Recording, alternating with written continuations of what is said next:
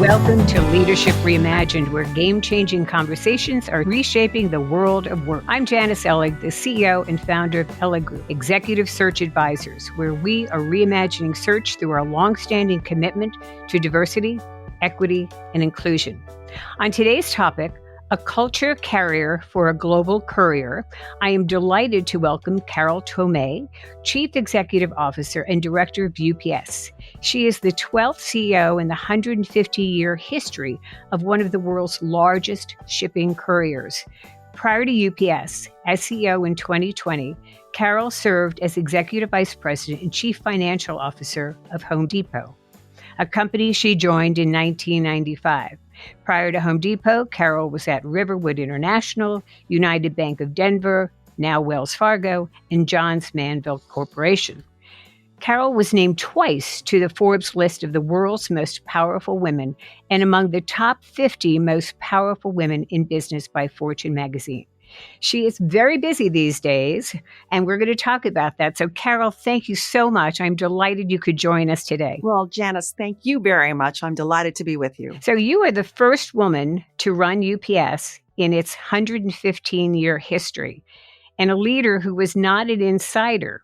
You became CEO during the pandemic, and you've repeatedly been praised for the dynamic changes you've made during very challenging times. I understand you took the helm with the intent of, and I quote, changing the business model to unleash revenue and profits and to develop your nearly 550,000 workforce to reach their highest potential. Coming into this role during the pandemic, what was your strategy around this business model about culture and growth? Well, Janice, it was so interesting to onboard during the beginning of the pandemic because what I thought I would be doing didn't happen. I thought I would be traveling the world, meeting UPSers, meeting our customers, spending time with our communities in which we serve. But the world shut down. And instead, it was a mad dash to make sure that UPSers would stay essential because we knew we had to deliver products to the world as they were sheltering in place. And candidly, we weren't ready for that. We didn't have all the masks and hand sanitizers and gloves and just the operating procedures necessary to make sure our people were safe and that we could take care of our customers. So we scrambled about and we got all of that put together so that we could continue to take care of our customers. And I had the opportunity, rather than traveling the world, to spend time with people one-on-one. And that allowed me to get into the heart and the soul of our company in a way that I hadn't done before as a director. It enabled me to go deep into our business model and to see the levers that we could start to turn to actually unleash the revenue and the profits and the culture. So I was very blessed in many ways that I onboarded during a pandemic because I was able to study the company, get to know our people, and bring strategic clarity to our business. And I had an amazing team of leaders that supported me in that effort. And we really operationalized our strategic platform of customer first, people-led, innovation-driven. And we did that under a theme of better, not bigger. And what that meant is that we were going to lean into the parts of the market that really valued our end-to-end network, that we were going to shed businesses that were value destroying, that we were going to unleash the power of our more than 500,000 people by focusing on making UPS the best place to work. And I will say now, after 2 years of serving in this role for this amazing company, we've actually done a lot. We've delivered the highest revenues and profits in our customer history, and our likelihood to recommend score is the highest it's ever been. That's incredible. So those revenues have really increased. You took a challenge during the pandemic and turned it into an opportunity by getting closer to your employees. Now, you've got 500,000 employees, and you are handling over 25 million packages a day. These numbers are daunting. And you've talked about the company and harmonizing the workforce to be one UPS with union and non-union workers. So how do you make that magic happen? I mean, I'm always going to the UPS store to send something, and I know it's going to get there, so I know that the quality is going to be there. How do you make that happen, Carol? Well, first, thank you for your business. We very much appreciate that. 7% of all of our volume starts at a UPS store. Isn't that cool? Those stores are super important to us. In terms of your question, how do you mobilize a company of scale? Because we are a company of scale. We deliver packages in more than 220 countries and territories around the world every day. The way you do it is to land on purpose. We knew what we did. You called it out. We deliver 25 million packages a day. That's what we do. But we hadn't declared our why. So early on in my tenure, put together a cross-functional team of UPSers and challenged them with our why. Help us define our why. So they did a masterful job of interviewing UPSers, retirees, customers, communities, and brought back, themes of our why, our purpose. And we iterated and we finally landed on our purpose. And I'll share that with you now. It's moving our world forward by delivering what matters. And no matter what position or role you have at UPS, you know what that means? Because you can unpack that in so many different ways. It's not just about moving goods. It's about doing good too. And that rallying cry, it's pretty simple, not very many words, but it's a rallying cry that all UPSers can get their head around. That's amazing. Love that purpose statement and that one UPS, but moving our world forward by delivering what matters. Because I understand too, you were interviewed on CNBC recently and talked about, like, during the holiday season, the corporate office was out there helping on the front line. Is that true? Yeah, that is true. And in fact, I believe in servant leadership. I think that's what we're all about. We're not here for us. We're here for the men and women who are delivering packages for our customers. So during the holiday season, we were all out delivering packages. And I'll tell you what, it's hard work. It is. I did really well, Janice. I did really well until my very last delivery. And UPSers, we park our package cars on the street and then we walk up the driveways to the home. And my last delivery stop was a home on a hill. Okay, fine. I can walk up a hill, but it was 7 cases of wine. I'm like, oh my gosh, I need some help. I had to call in some reinforcements to get those packages delivered. Oh, that's amazing. I love that picture. So now when I go to UPS this holiday season with all my goodies and I look like Santa Claus, I know that Carol will be there as well as all of her employees. I will be there. Yeah. I will be there. It's interesting because you had a 24-year career at Home Depot, most recently as CFO, and you were a director of UPS since 2003. So you knew the company. But when you were tapped to take on that CEO role, again, a company you knew very well, it was your first CEO role. And you had to come out of a brief retirement, but you said that this role was your calling. What did you mean by that? Well, I had an amazing career prior to my retirement, most of it at Home Depot. And what an experience that was. I started when the company had just 400 stores and $14 billion. And now, goodness gracious, it's almost 3,000 stores and hundreds of billions of dollars. It's an amazing company. And I learned so much. But I had retired and I was out on my farm, enjoying my farm. We had stood up a family foundation with my husband and I was doing a lot of board work, UPS and then other corporate board work. So life was good. But when the UPS was working on their CEO succession plan, they developed a persona of the skills and attributes that the next CEO should possess. And when they matched that persona up against the existing leadership team, they said, well, this is a terrific leadership team, but no one really possesses this persona. No one looks like this persona. So they said, we're going to go to the outside. And when they said, we're going to the outside, they said, well, Carol, you actually match this persona of the CEO that we want to be the next CEO. And I'm like, oh, I do? You don't think I'm too old? I was 62 at the time. I'm like, you don't think I'm too old? Like, no, we don't think you're too old. I'm like, huh. So I really reflected on why I would come out of retirement to do this. And there were a few reasons. The first, I really do like to create value. When I was CFO at the Home Depot, the shareholder value creation under my tenure was 450%. So I really love to create value. And the stock had been flat here for about 6 years. And I'm like, gosh, if I get inside of the company, if I get off the board and inside of the company, I think I can figure out the levers to turn to create value. And wouldn't that be fun? So that was a calling for me. The other thing I like to do, and I like to do this more than create value, is I like to develop people. I love to develop people. I've lost count of the number of people who worked for me who are now CFOs of publicly traded companies. I think it's more than 16. I also have people who work for me who are CEOs of publicly traded companies, including Ted Decker, who's the CEO of Home Depot, and Hal Lawton, who's the CEO of Tractor Supply, and the list goes on and on. I love to develop people. So I'm like, gosh, if I got into this company, I could really develop people. Wouldn't that be fun? And then, Janice, I talked to my husband. We're married now nearly 40 years.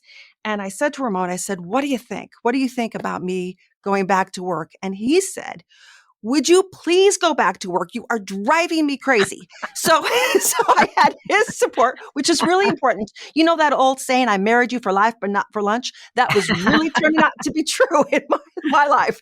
So I had his support, and really I was incredibly blessed that the board asked me to come on board. It's been an amazing experience. I love what you had to say about yourself, but I look at your board, it is quite diverse. I look at your executive committee, your team, it's very diverse by age, by ethnicity, by backgrounds, by gender.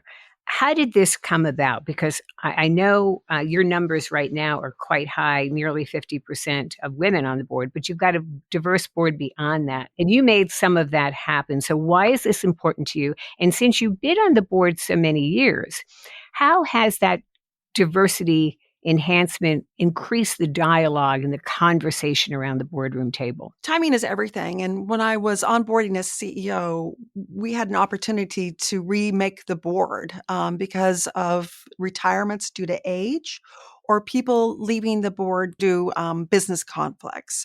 So I was able to bring in 5 new board directors, women and people of color, which was extraordinarily exciting. And as important, we brought diversity of experience and we dropped the age. And that was important because you think of UPS as being a shipping company. We're really morphing into a technology company. And so having people who are contemporaneous in the world of technology was really important to me. The dialogue of the boardroom has changed a lot over the years. Early days, I can remember us talking about people not fastening their seatbelt on the floor of one of our hubs or our packaging centers. We don't talk about seatbelt fastening anymore. We talk about digital fluency.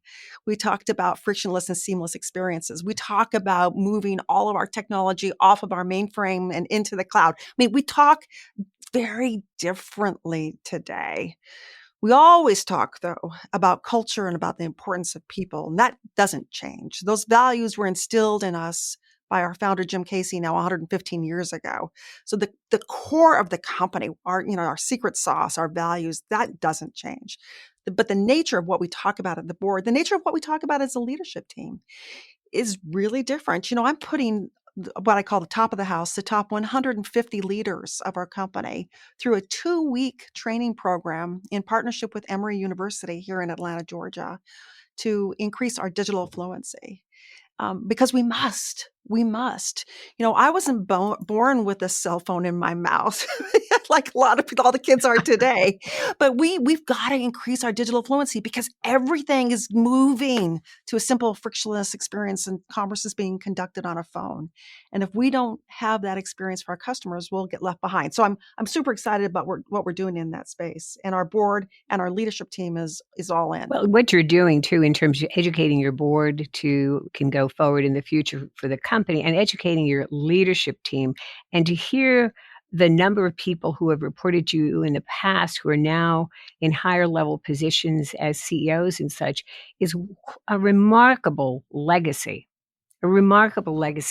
in terms of what you're doing to develop people. So how do you do that now in terms of training and developing the frontline workers? What do they have to look forward to in terms of moving up at UPS? So important, particularly in this environment, as you know, because there's a war on talent. It's just so important. We in our frontline for our frontline UPSers, I would say these aren't jobs; these are careers. You can start with us as a part-time seasonal worker and end up running the company. I mean, this is an amazing company that creates careers within the same company. So many people I talk to have had 10 different jobs around the world.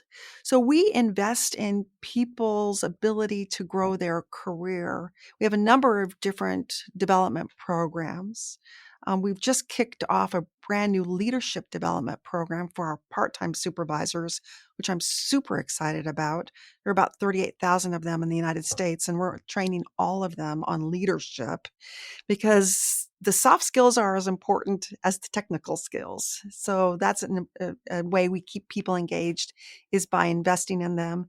And oh, by the way, our jobs are high paying jobs. So that's a motivation too, right? Get Right, into the right. family because you can make a good living for your family. And with the stock, given your earnings, right? Yes.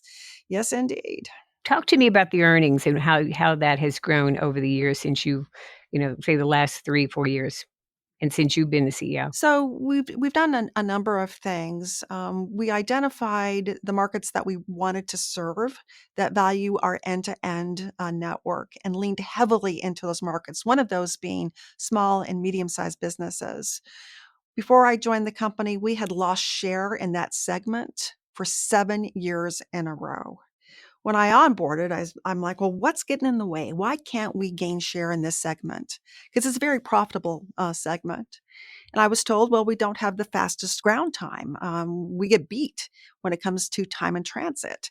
And I'm like, well, what's going to take to fix that? And they're like, well, money. I'm like, we have money. Let's invest in that. So we pulled the investment forward, delivered it, 9 months ahead of time. And as soon as we improved our time in transit, we started to gain share. We've gained share in that segment every quarter since then, every single quarter. Our SMB penetration will be about 30% this year. So really pleased with that. And that's certainly helped in terms of the revenue quality coming into our business. We've also looked at productivity differently, not as a one and done, but actually as a virtuous cycle. And productivity for us is simply measured by packages per hour.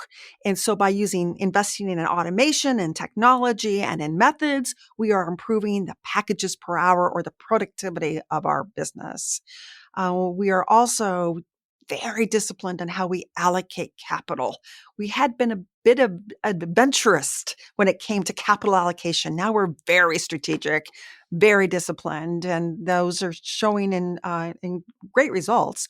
Our return on invested capital increased 900 basis points last year from what it had been the prior year. So, yep. So Wow. the team's doing a really nice job of driving value here. That's an impressive statistic.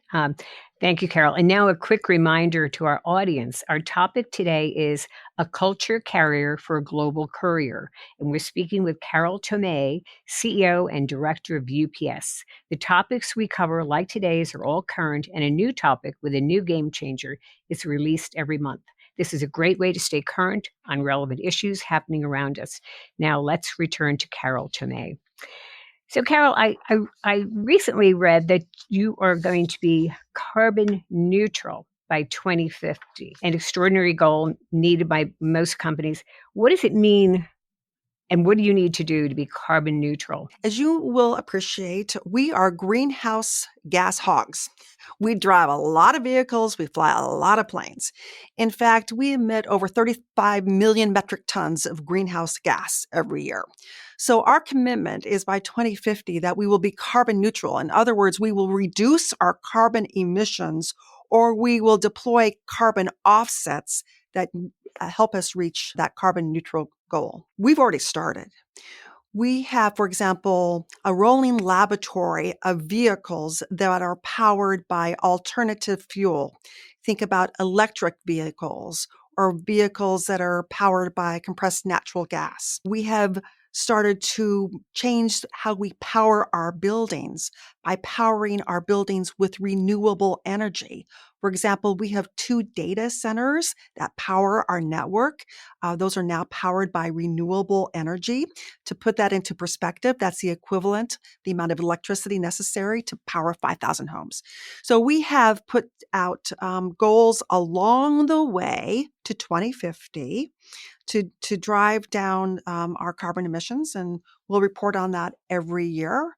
But we think it's not only good for business, it's good for the planet. That is absolutely true. And I think every company needs to be doing a lot of what you're doing. Do you see any obstacles in your way or anything that will throw off that target year? Yeah, the long pole in the tent is sustainable aviation fuel. We fly about 600 planes every day, and there is not enough sustainable aviation fuel available in the market today. So we're going to have to work with the airline industry, and we are, and the manufacturers of alternative fuels, and we are, to get a solution. And this isn't just a problem for UPS, it's a problem for anybody who's flying a plane. Now, here's an exciting thing when it comes to aviation.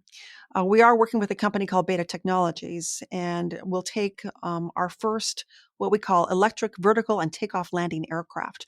We'll take delivery of that aircraft in 2024. This is actually a plane. It's a cargo plane powered by a battery.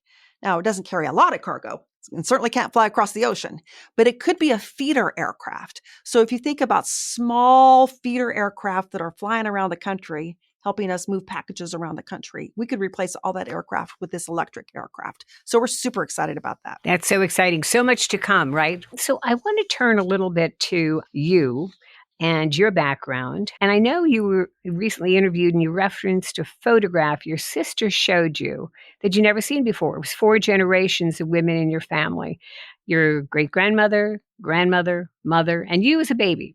So what went through your mind, Carol, when seeing these 4 generations, and what do you think these women would say of you today? Well, it was just such a special moment looking at that photo, because I knew my great grandmother as a little girl, but what I didn't know about her until I was an older person is that she was a wagon train homesteader.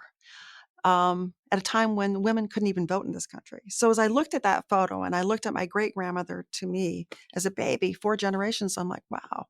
We say women haven't come very far. We've come a long, long way in 4 generations. And we're just getting started in so many ways. And I think what my mother, my grandmother, my great grandmother would say to me, because they told me this when I was a girl, you can do anything and you can be anything. That's so wonderful that you remember that about your great grandmother. And so if she could see you today, wouldn't she be so proud, right? She would be, and her hair white as snow.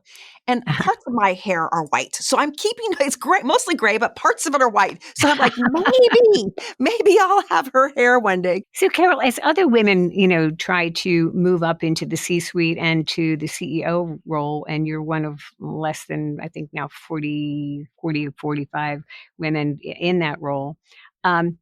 Did you have a career path or design in mind? Was it the influence of individuals in your family, the influence of others? What brought you to where you are today? And then what would be your advice to women who seek to move up that corporate ladder? Never in my wildest imagination did I think I'd be doing this. Never.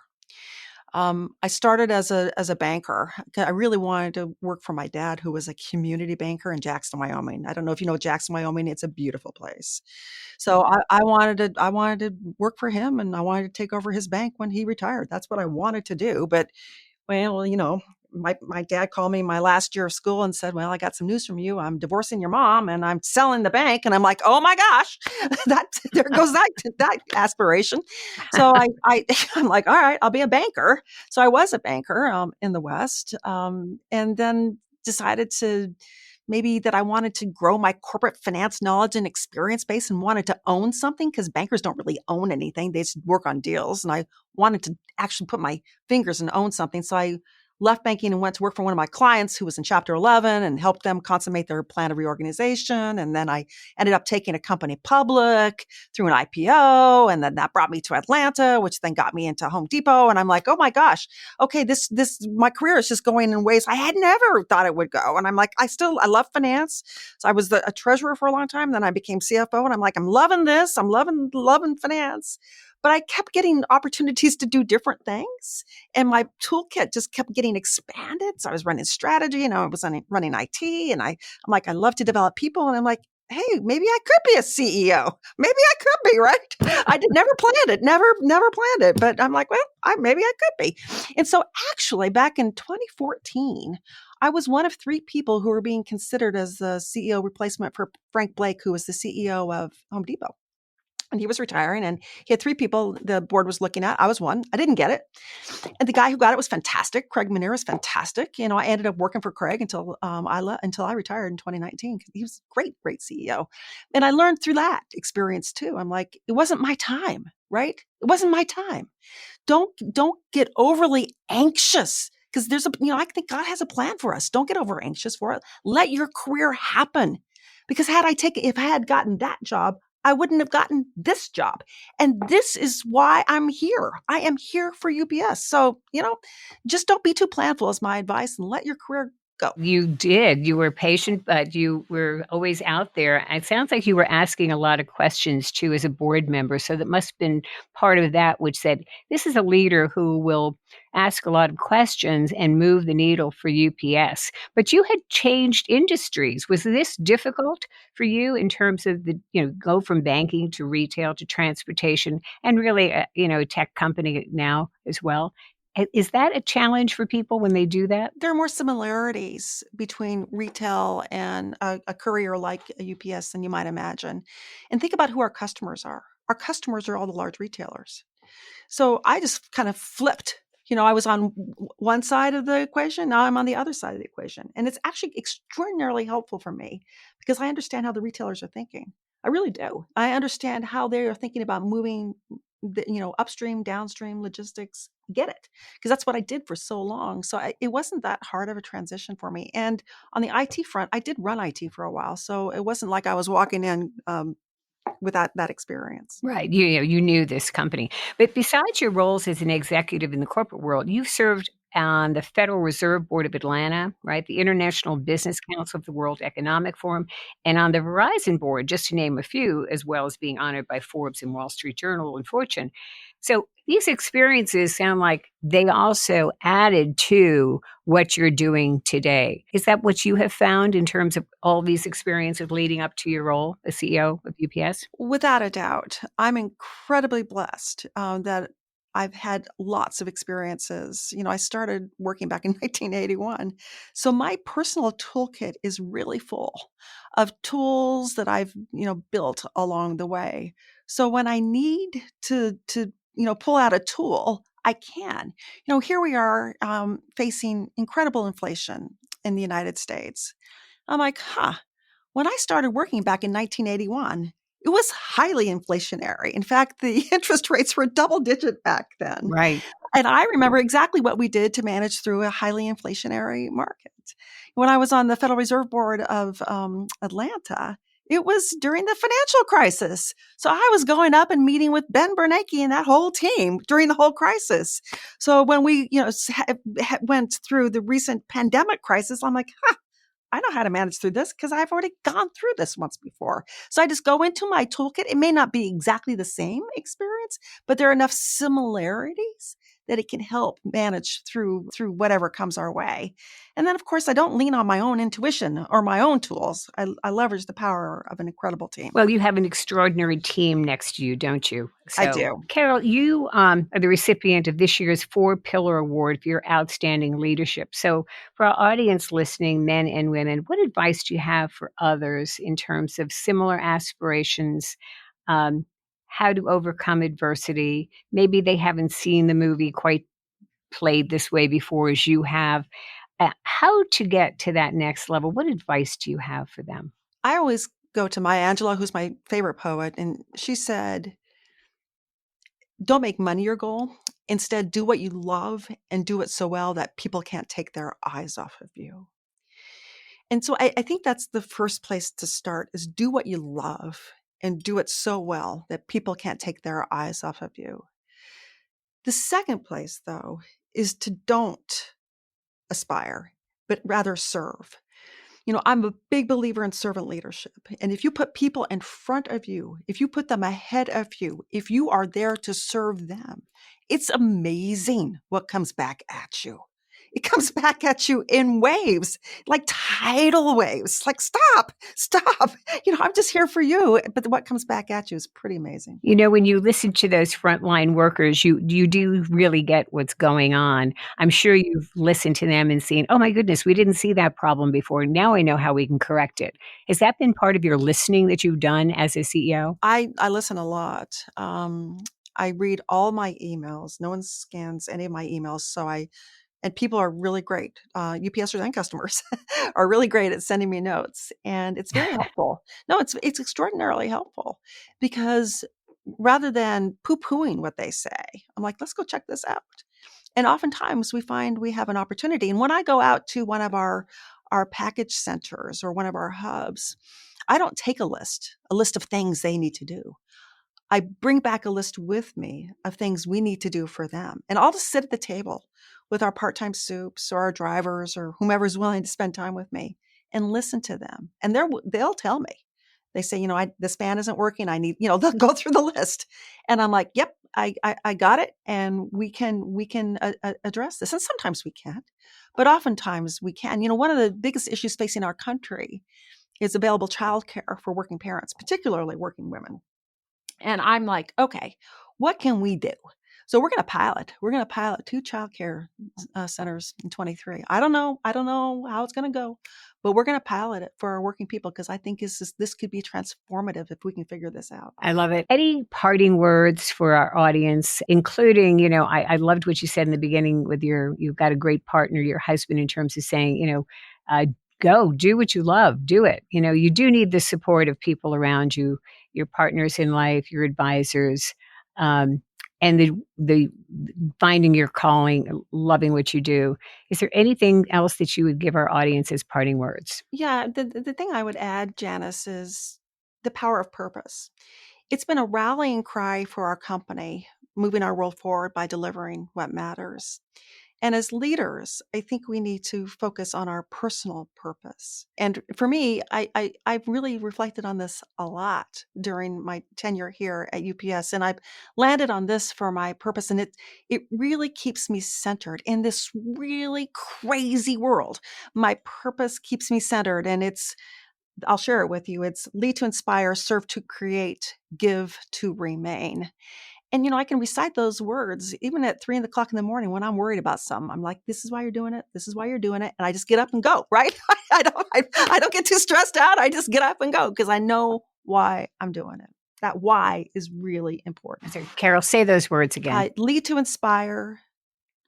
I serve to create. I give to remain. Well, I'm going to start my weeks with those words. That is living a purpose-driven life and being a servant leader, and so inspiring to your UPS associates and your staff and your board. You really are an impressive leader, Carol Tomé, and I thank you for the time that you've spent with us today and the words of wisdom. And I look forward to having you come to New York City, and we're going to go to some UPS stores together, and I'll show you some of my favorite ones. Awesome. That'd be great, Janice. Thanks so much for your conversation. Really appreciate it. Thank you, Carol, again for joining us today and sharing an incredible story. And the growth of UPS is so impressive. And to our audience, thank you for tuning in to another game-changing conversation on Leadership Reimagined. You can find me on Twitter, LinkedIn, or visit our website at elligroup.com. Thank you for joining us today with Carol Tomé, CEO and Director of UPS.